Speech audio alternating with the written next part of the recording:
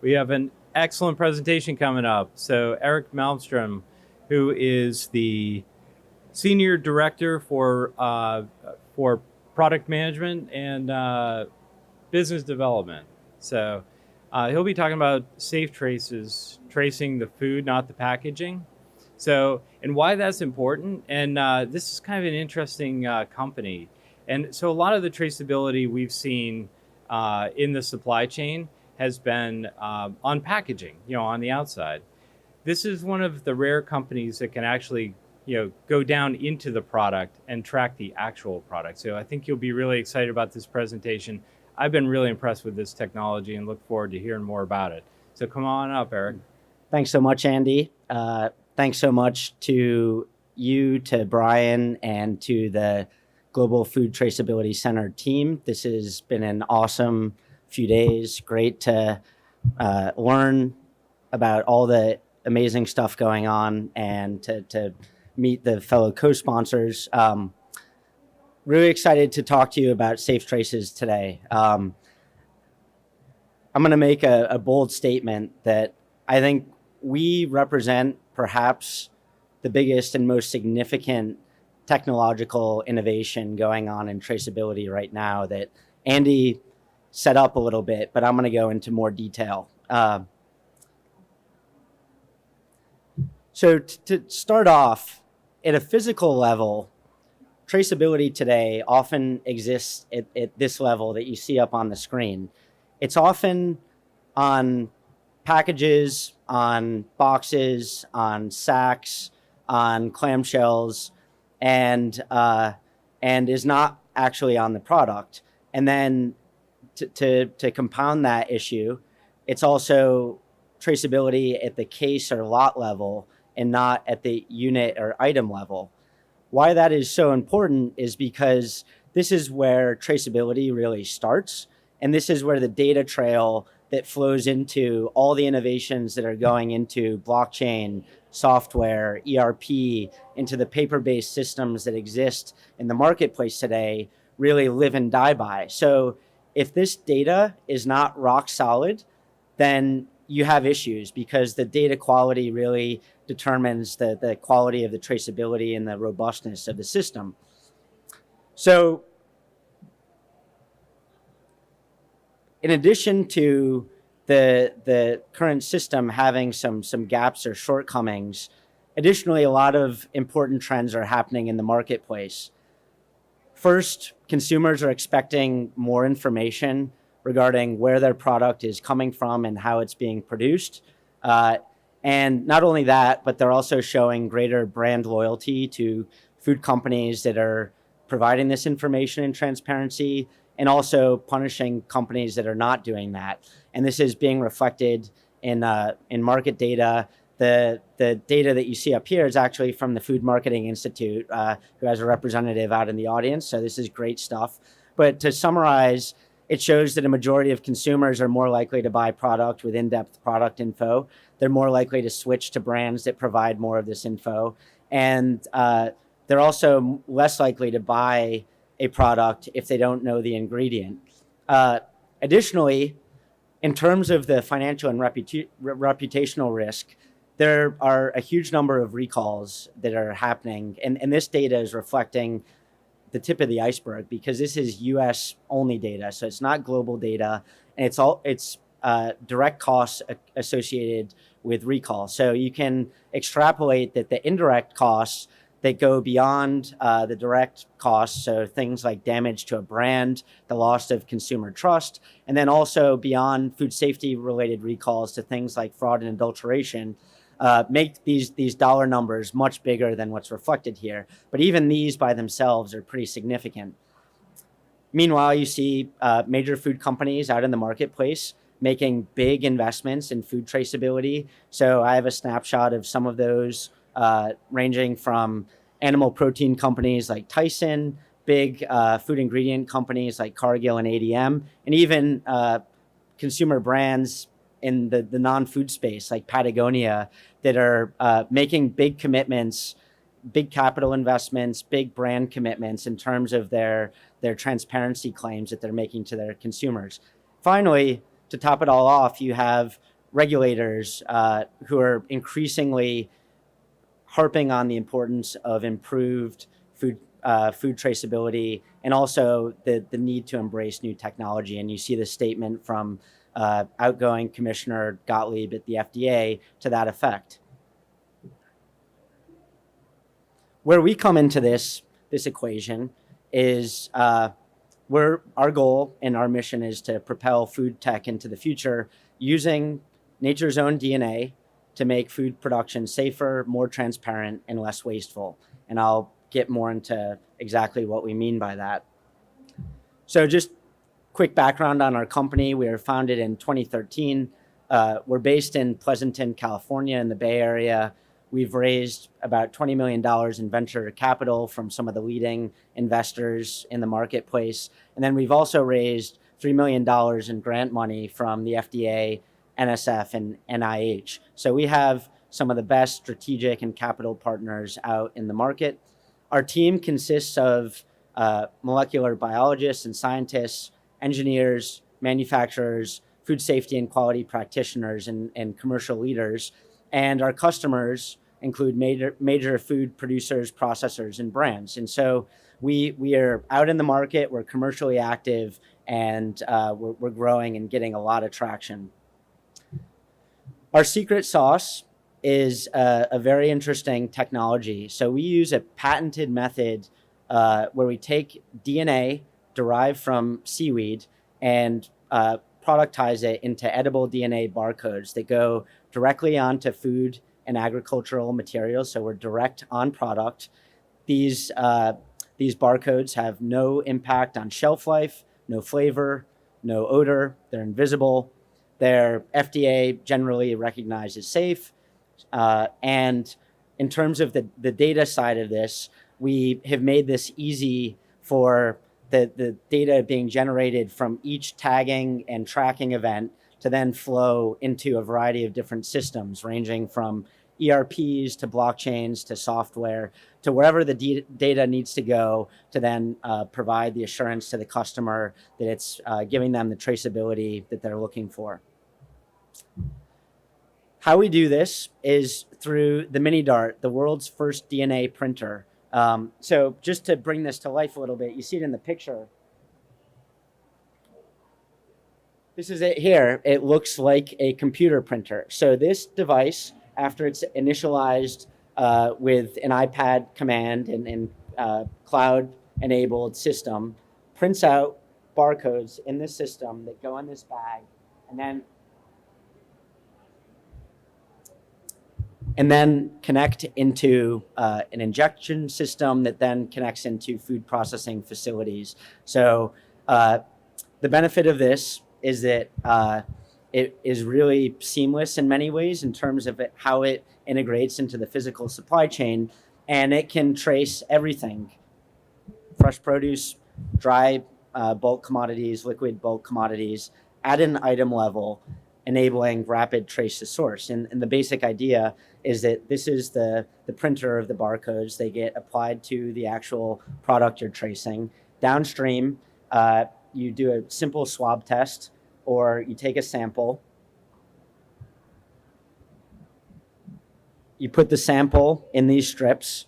You run it through a 15-minute PCR test on site, and immediately you're able to verify positive ID of the provenance of the product. So there's no sending stuff off to a lab, waiting 3 months, and then you're not even getting conclusive results. This is very customer friendly and easy to use.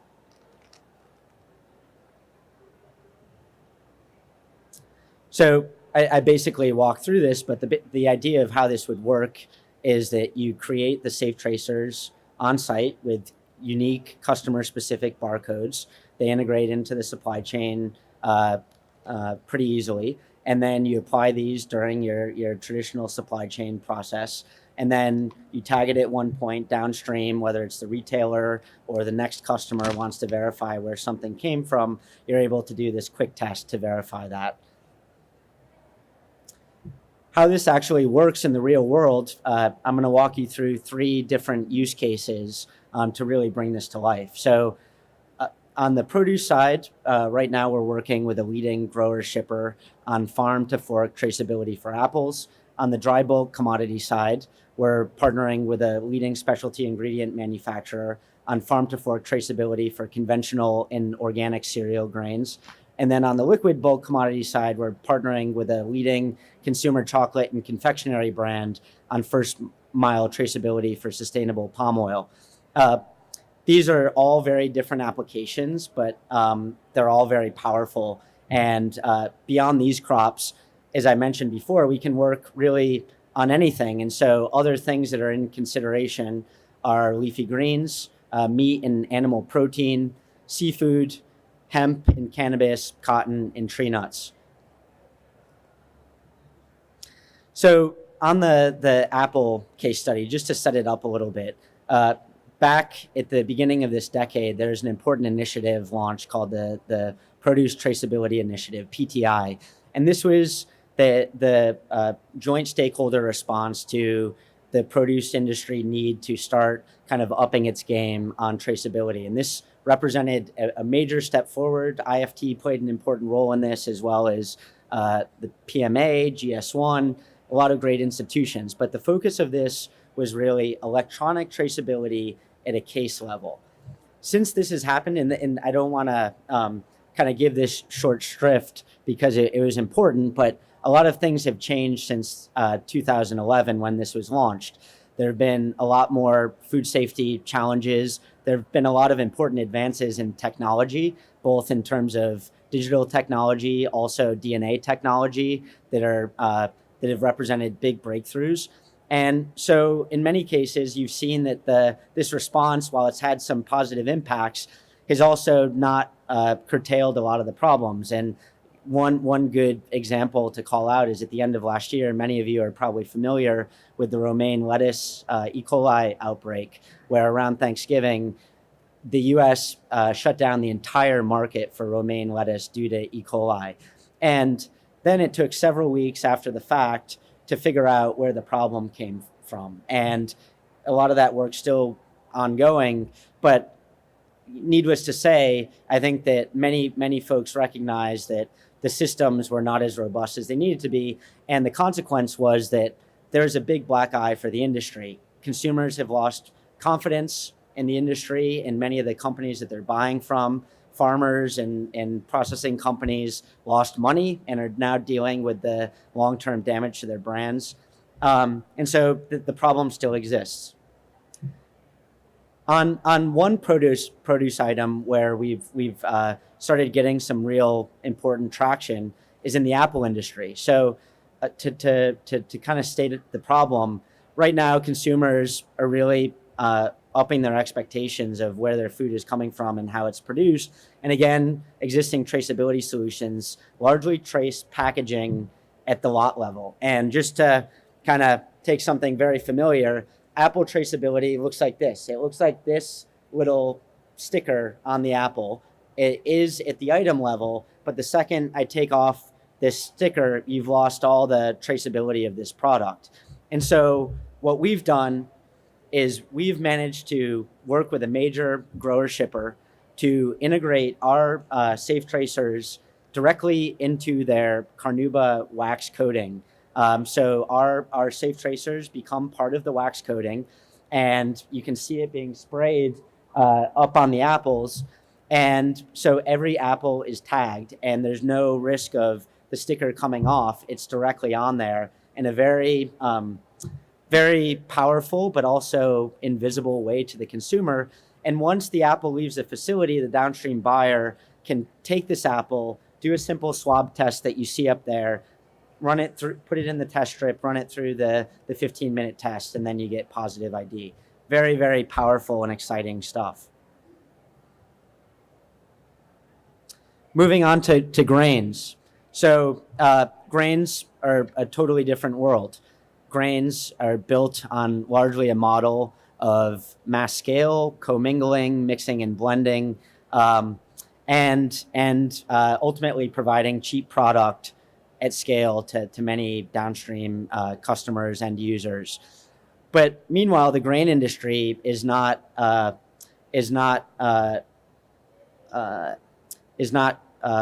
invulnerable to a lot of the risks of the supply chain. So from the consumer side, you're seeing more and more consumer resistance to the use of glyphosate or Roundup. And this is happening in the US, it's happening in Europe, it's happening in other parts of the world. Glyphosate is, it's the brand name is Roundup. It has a very complicated history, but also consumers are saying ultimately we don't want this product. We don't want our grains that are then going into the products that they're consuming applied on their crops. Meanwhile, you also have in the organic space a lot of fraud, and this fraud is occurring both at the domestic level. There's a very notable organic fraud scheme that was busted in Missouri at the end of last year that was representing hundreds of millions of dollars. And even bigger, a lot of imported organic materials are coming into the US that have the paperwork saying that it's organic, but then is exposed to not be organic. And so you're now seeing USDA and also the Organic Trade Association look at really clamping down on this. And then finally, you have the broader trend of many consumer brands and processors wanting to respond to the consumer demand for more sustainable production, especially in things like soil conservation and regenerative agriculture, but also in a variety of other ways, largely connected to the kind of carbon footprint, water usage, etc. How our solution works in this scenario, so I've run through kind of the problem statement. There are major supply chain risks from food safety. So even in grains, you're having E. coli and salmonella outbreaks. You're having these fraud and adulteration issues. You're also having the consumers demanding more sustainable production of the grain crops. And most traceability solutions, to the extent that they exist in grains, are largely paper-based.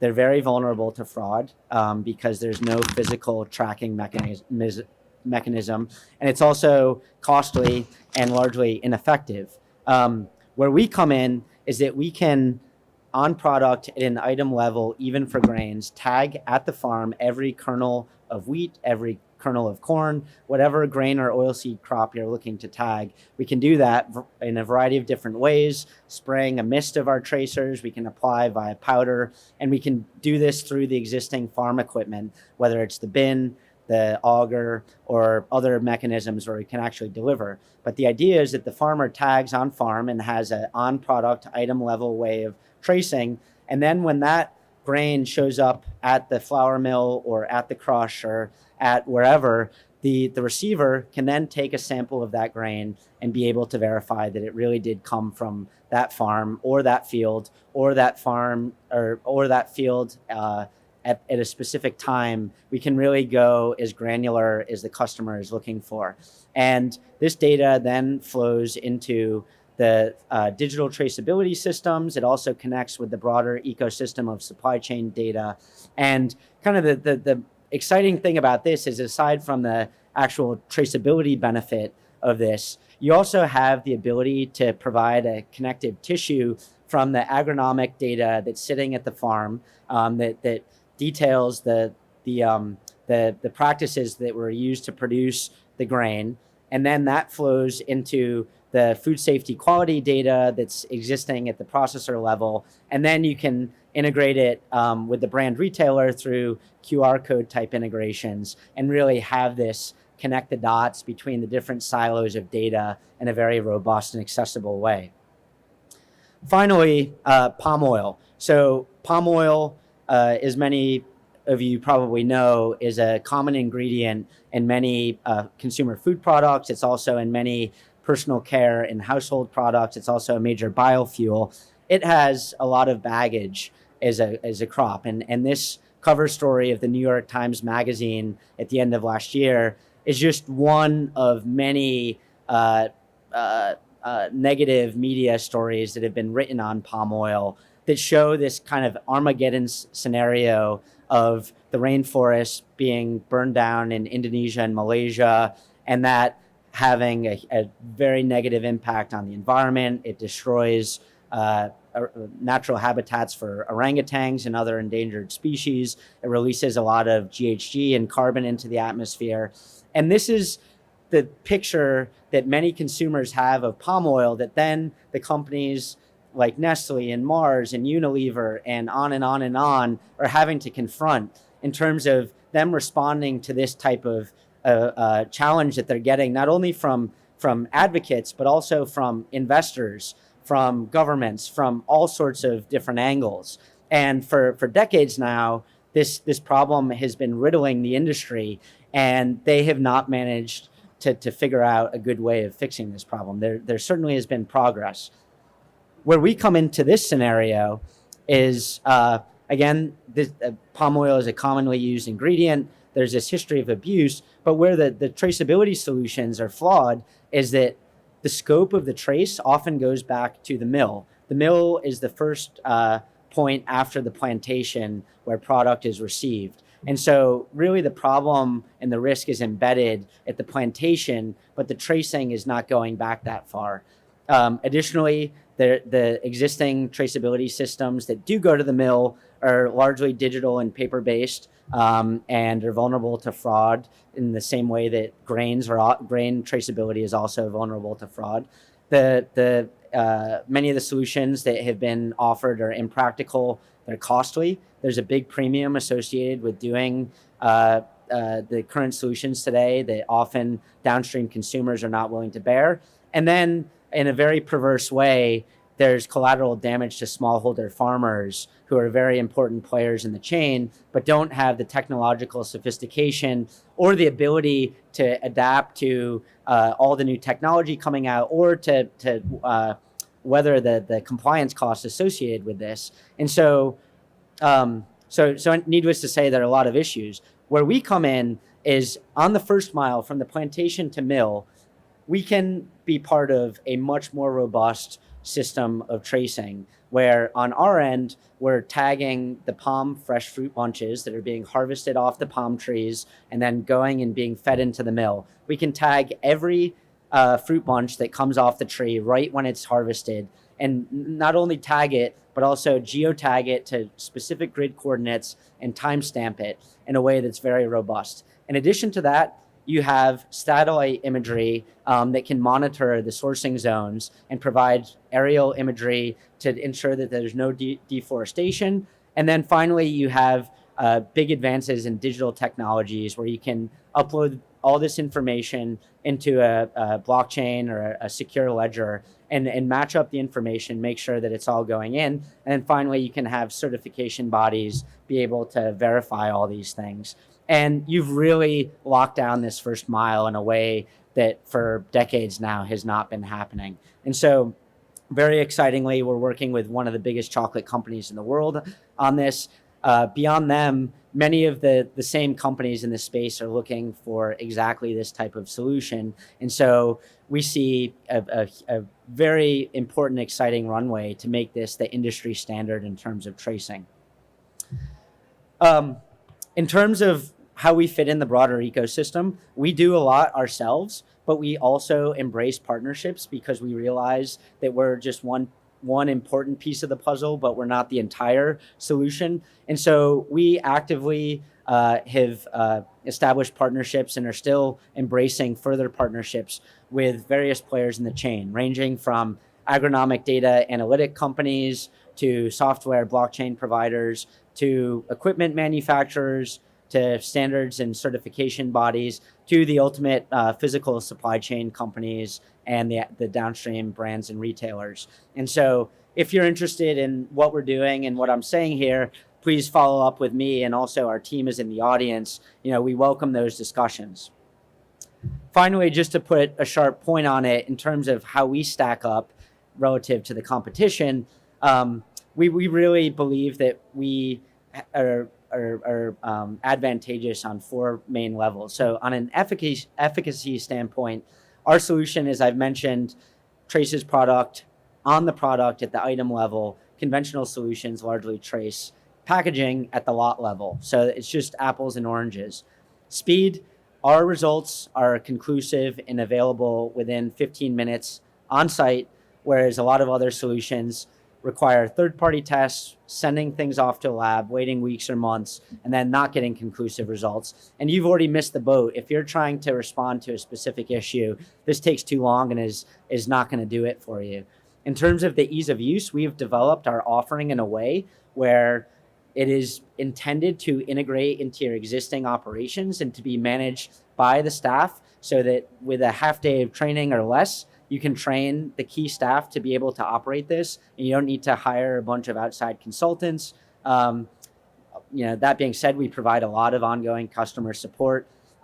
Whereas conventional solutions, you often have to radically reform your supply chain, and then you're looking at a lot of ongoing external support, which is expensive and not ideal. Finally, on a cost basis, our pricing is very compatible with commodity crops, and just to share a little bit of that, I mean, we largely come in at $2 to $3 per ton on many crops of tracing, whereas a lot of other solutions are coming far above that. And so we've done a lot of research and spoken with a lot of customers. We know that that is a bearable cost, and it's very clear in terms of the ROI that it provides. And that ROI looks like this. On the revenue creation side, you're getting the ability to get a first mover advantage on a breakthrough technology, where that then helps you in turn price at a premium or at a minimum defend your margins.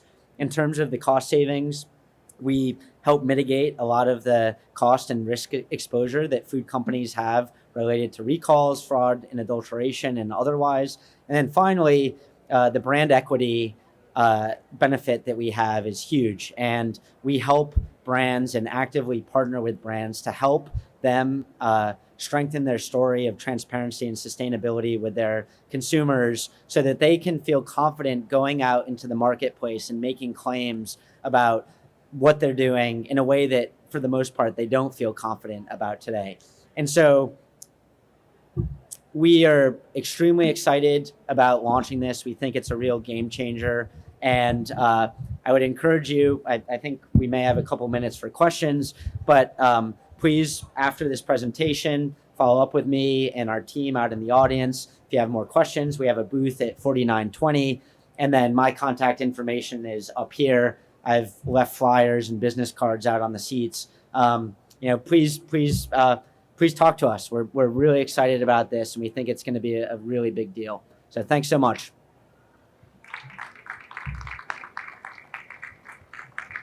Thank you very much for your nice presentation. I have a quick question here that suppose let's say about the farming, like the farmers, they need to upload the data into the blockchain technology, right? So they don't need to necessarily do that. We have ways of basically triggering data, like each tagging and tracing event has the ability to generate a data event, which then would flow. And so we specifically want to avoid scenarios where the farmer is carrying the burden of having to upload things, and we want to make it as seamless as possible. So what's about let's say meat processing industry? So it's coming from like slaughtering facility, right. Slaughtering the cattle and other stuffs. So it's the same things, like you have a way to collect all those data, that what time slaughter was done and who actually slaughtered the cattle, and you have any way to do these things? So the data is generally generated when you actually tag something. So if you want to have the closest match to when the slaughter is actually happening, then you would want to tag, right after that happens. In many cases, there's some type of time gap in between the actual slaughter and then the tagging, but we try to narrow that gap as quickly as possible so that then you're getting as close. I don't know if that's clear, but who will actually tag those, who will do this tagging? Like any responsible person? If the person is not responsible, then what gonna happen? Well, that's where the actual certification comes into effect. So in terms of ensuring a certain standard level of the various participant kind of practices, whether they're a slaughterhouse or farmer or processor, there needs to be somebody that's saying, these guys are doing things the right way, and there's a certification, then an auditing process to ensure that. And then we are able to layer on top of that to then provide the kind of connectivity after those point in time snapshot certifications and audits to then ensure that the actual product is mapping back to those certified suppliers or operators. Hi, I'm Cameron Plesh from the Roundtable on Sustainable Palm Oil. So thank you very much for awesome. the presentation. Really great. I had a question about smallholders. You mentioned that it is very important, and that's been one of the biggest challenges of traceability because they make up 40% of the global market for palm oil. We currently have issues with that as well because it costs about $500 for palm oil, for smallholder palm oil farmers to get certified, and that's very cost prohibitive for them. May not sound like much to a lot of people, but $500 is a lot. So $2 to $3 per metric ton sounds like that could be a bit cost prohibitive as well for smallholders. Do you have any financing mechanisms put in place to help overcome that burden for smallholders? So I think the interesting answer to that question is that it's not necessarily the smallholder who's bearing the cost. The downstream, better financed companies are the ones who want to source from smallholders, but for the most part are concerned about the risk. It's kind of a paradox in that they want to be able to tell a story that they're sourcing from smallholders, but then meanwhile, smallholders are some of the riskiest suppliers in the entire chain. And so our experience has been such that a lot of the downstream companies are willing to eat that cost for the farmer to then be able to get them involved in the chain and not exclude them. We should definitely talk afterwards. Great to have you here. Any questions?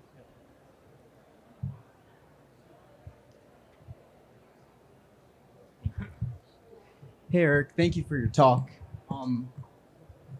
So I have a quick question about the DNA technology that you're inputting into the individual apples or potentially leafy greens. So going back to the E. coli outbreak from these past years, are you able to, let's say you put your DNA into a leafy green romaine lettuce head from a very specific lot on a specific farm, and that consumer ends up contracting an E. coli infection, which then gets uploaded into a public database like PulseNet or Genome Tracker. Are you able to say, okay, because this DNA sequence is in this specific head of romaine lettuce, we can trace it back to a specific farm, which can help in outbreak investigation? Potentially. Great question. So without going into too much detail on that, I think it's important to say that we're not preventative. So I think where we could add value is in two areas. One, being able to more rapidly be able to understand where the problem emanated from. And then secondly, more rapidly or more granularly being able to figure out where that came from, provided that the participants, are using the barcoding technology. So I don't know if that answers your question, but I think that right now, and I won't speak to this because I think there are people who are probably better equipped, but the traceback investigation that happened after the romaine was pretty cumbersome, time consuming, and still for a long time got it back to a couple of counties, then a county, then 10 to 15 farms. And literally you've had weeks, months go by where everyone in the industry is really suffering. And it's kind of using a blunt object to get to a very localized problem. And I think that's where we can really, change the equation. Thank you. All right. I think Any additional questions back here? I have a question if no one else has one. So I'm curious how, coming from the batch lot case label traceability world, so typically our methodology is a lot is tied to one location on one day. How do you change, the DNA number, or how does the user actually get the stuff and apply it and change that identifier in a similar way? Like I'm just having trouble visualizing how that works. So I may just punt this to Anthony. So he's sitting. Do you want to answer, Anthony? So the miniDART device that Eric showed, that's the actual device that generates the DNA marker. And you can generate as many as you like at whatever frequency you like. So at the end of the day, you rotate that, and then you have a new marker identifying a new lot. We had applications where the lot varied 20 times a minute. So every 50 kilo bag that was being loaded into a sack was tagged. So we can vary this at whatever frequency is necessary.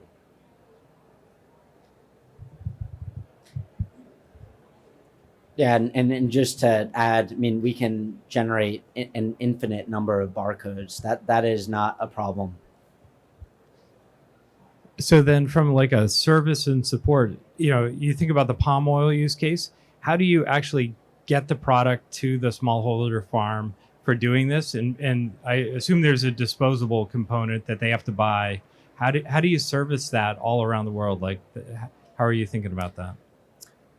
So our implementing partners play a critical role. I mean, we step into a lot of this, and we're obviously very involved in the support, in the training, and launch of these. But ultimately, we work hand in hand with the plantations, with the processors.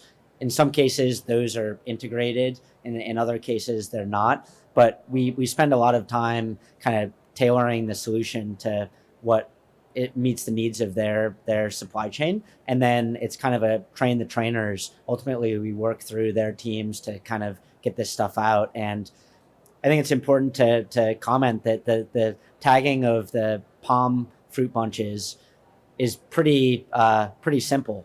It's basically an injection gun that takes a couple minutes, and we were in Southeast Asia recently. It took less than 15 minutes to train the actual harvesting crews on how to use this, which is the key to the game. Once it gets too complicated, then you've already failed. So we try to make the actual implementation and very simple. Any additional questions?